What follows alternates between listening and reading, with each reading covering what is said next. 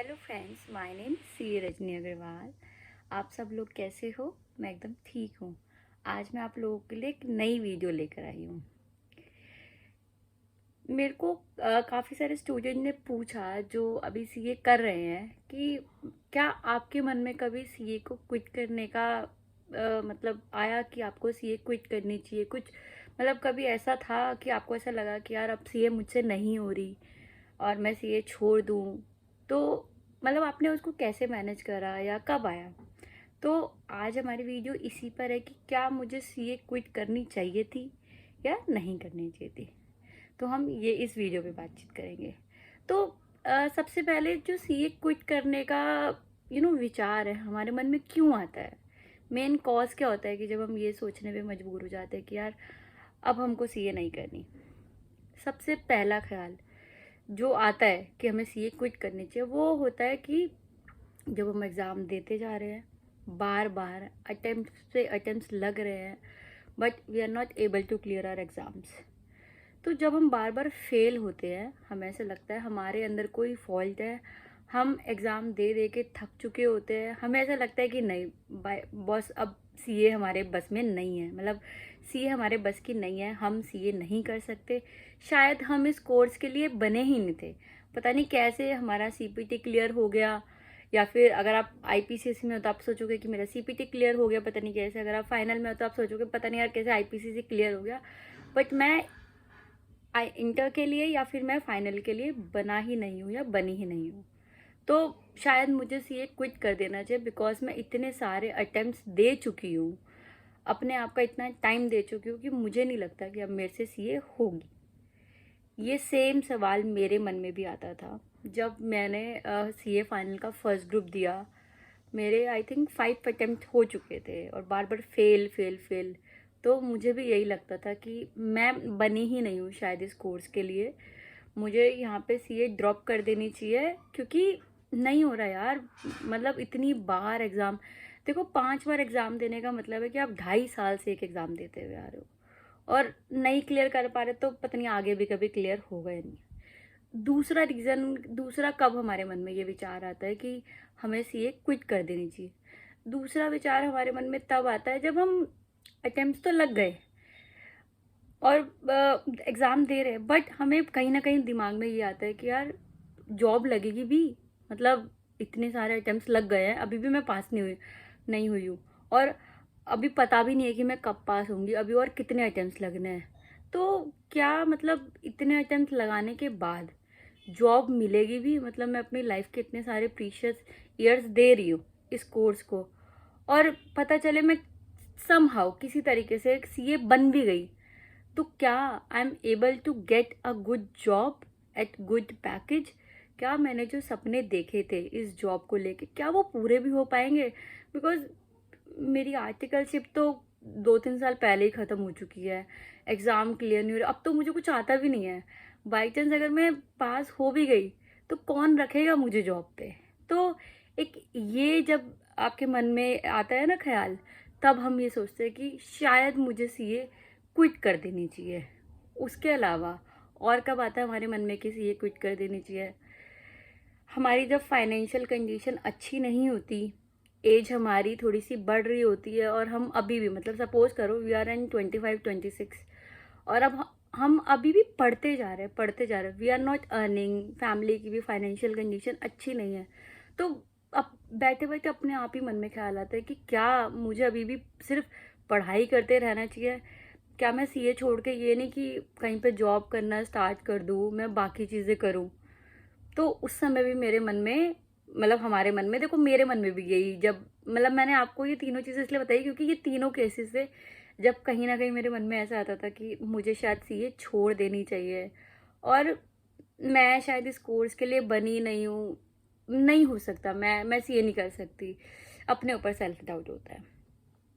ये चीज़ सिर्फ मेरे साथ ही नहीं, आप में से बहुत सारे स्टूडेंट के साथ होती होगी कि जब आप खुद ही पे सेल्फ डाउट करते होंगे कि यार बॉस, मतलब नहीं है ये मेरे लिए करना, वर्थ इट नहीं है। तो इन सब चीज़ों से कैसे आगे बढ़ा जाए? मतलब मैं आपको अपना एक्सपीरियंस बताती हूँ कि मैं कैसे इन सब चीज़ों से आगे बढ़ी। तो सबसे पहले जो पहला ख्याल था हम वापस उस पे आते हैं कि बार बार पास नहीं हो पा रहे। तो मैं फिर कहीं न कहीं जब भी आपको ऐसा लगे ना कि कोई चीज़ आपके बस में नहीं है, आपको छोड़ देनी चाहिए, तो एक बार प्लीज़ अपनी फैमिली की तरफ ज़रूर देखना चाहिए कि उन्होंने आपके ऊपर कितने पैसे लगाए, कितना टाइम इन्वेस्ट करा, उनको कितना मतलब अभी भी फ़ेथ है, आप कर सकते हो। तो जब आप उनको देखोगे ना, तो कहीं न कहीं ये जो विचार आपके मन में आ रहा है ना, मुझे सीए छोड़ देनी चाहिए, ये चला जाएगा। तो अब हम इन चीज़ों को डील कैसे करें? जब आप बार-बार फेल हो रहे होते हो, तो आपसे बड़ा मतलब मैं सच बताऊँ, आपसे बड़ा कोई नहीं होता जो आपको समझा सके आपकी गलती क्या है। आप प्लीज़ एक जगह ना अभी तक आपने जितने भी एग्ज़ाम्स दिए हैं, उन सब के मार्क्स लिखो एक पेपर पे, अटेम्प्ट वाइज़ अटेम्प्ट्स। देखने की कोशिश करो कि क्या गलती हो रही है आपसे, मतलब कहाँ पर आप लैग हुए हो, क्या कोई पर्टिकुलर ऐसा सब्जेक्ट है, जिसकी वजह से आप पास नहीं हो पा रहे।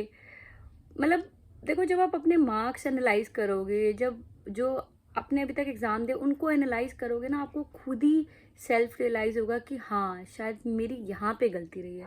देखो, सेल्फ रियलाइजेशन करना बहुत ज़रूरी है कि हम कहाँ पर चूक रहे हैं, कहाँ गलती हो रही है। थोड़ा सा ये देखो कि क्या आपने अपने नोट्स चेंज करें। ऐसा तो नहीं है कि आप पुराने नोट्स से पढ़ते आ रहे हो और उसी वजह से पास हो रहे हो, मतलब सॉरी फेल हो रहे हो।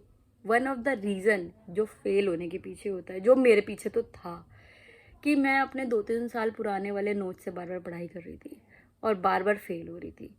क्योंकि जब मैं पुराने नोट्स से पढ़ती थी ना, तो उनको देख के हमेशा से लगता था यार ये तो मेरे को सब कुछ आता है, मतलब मैं कभी उस तरीके से पढ़ ही नहीं पाती थी। तो जब मैंने 5th अटेम्प्ट दिया, उसके बाद मैंने रियलाइज़ करा, सोचो मुझे 5 अटेम्प्ट लग गए अपनी गलती रियलाइज़ करने में कि मैं क्या गलती कर रही हूँ।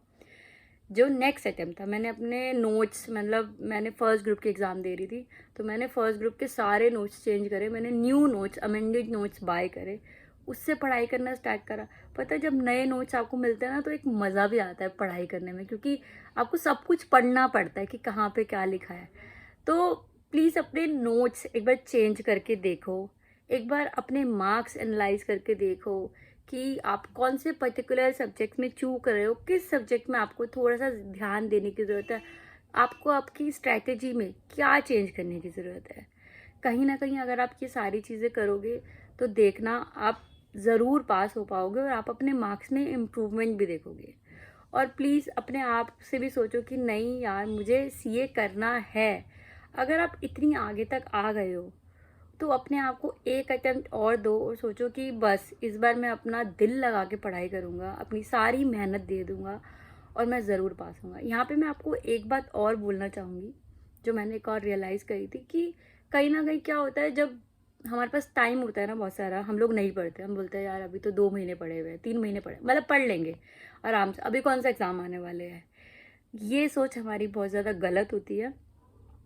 अगर हम जब 2-3 महीने हैं, तभी हम रेगुलर 3 से 4 घंटे पढ़ना स्टार्ट कर दे, रेगुलर बोल रही हूँ, तो हमें कभी भी 16-16, 18-18 घंटा पढ़ने की ज़रूरत नहीं पड़ेगी।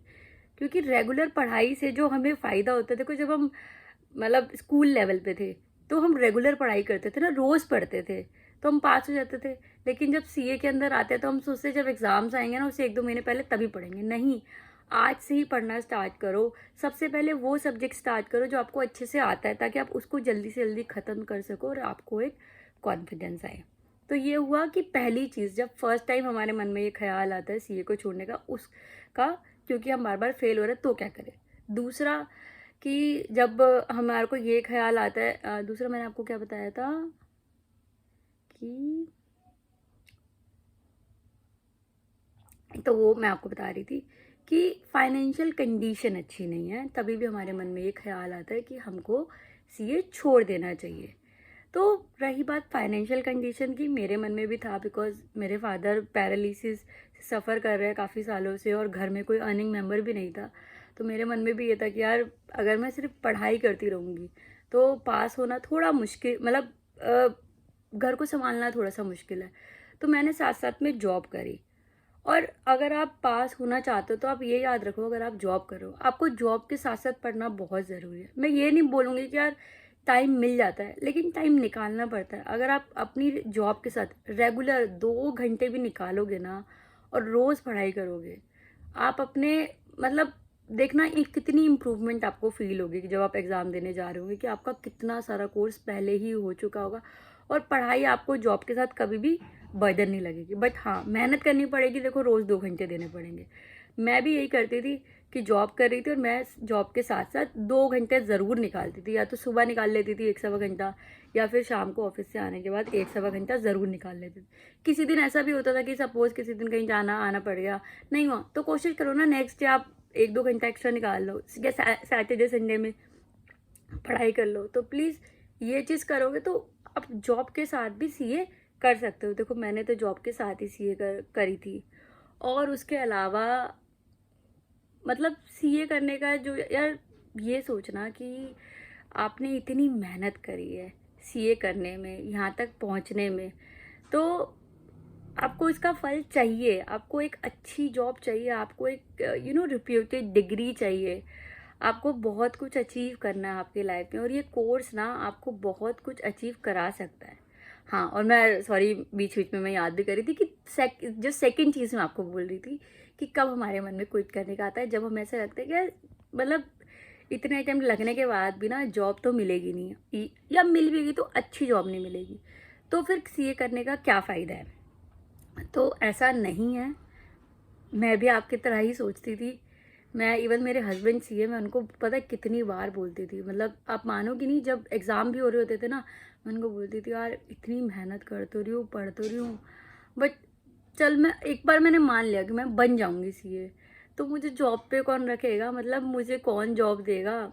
आर्टिकलशिप तो ख़त्म हुए हुए भी इतना टाइम हो गया, और इतनी ज़्यादा नॉलेज नहीं है, तो कैसे मतलब कैसे मिलेगी।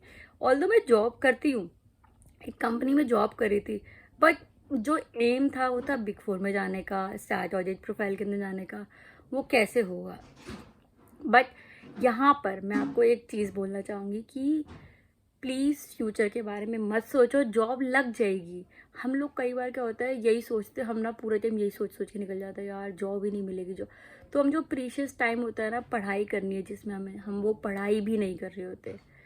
तो यहाँ पर जिन जिन बच्चों के मन में ये डाउट आता है कि यार जॉब ही नहीं लगेगी, और वो ये सोच के कई बार पढ़ने का मन ही नहीं करता, तो मैं आपको बताऊंगी कि जॉब लगेगी, ज़रूर लगेगी। मेरी जॉब लगी, ईवाई में लगी, स्ट्रैटेजी प्रोफाइल में लगी, एक अच्छे पैकेज में लगी, आप लोगों की भी लग सकती है। तो अपना सारा ध्यान पढ़ाई पर दो यार। फर्स्ट थिंग आपकी होनी चाहिए कि मुझे किसी तरीके से सीए बनना है। देखो डिग्री ले लोगे ना, ज़रूर जॉब लगेगी, मतलब मैं आपको बोल सकती हूँ बिसाइड 8 अटेम्प्ट, बिसाइड 29 ईयर्स की एज, अगर आज मेरी जॉब लग सकती है तो आपकी भी लग सकती है। बस आपको अपने ऊपर थोड़ा सा विश्वास होना चाहिए। तो बस आज की वीडियो यहीं तक।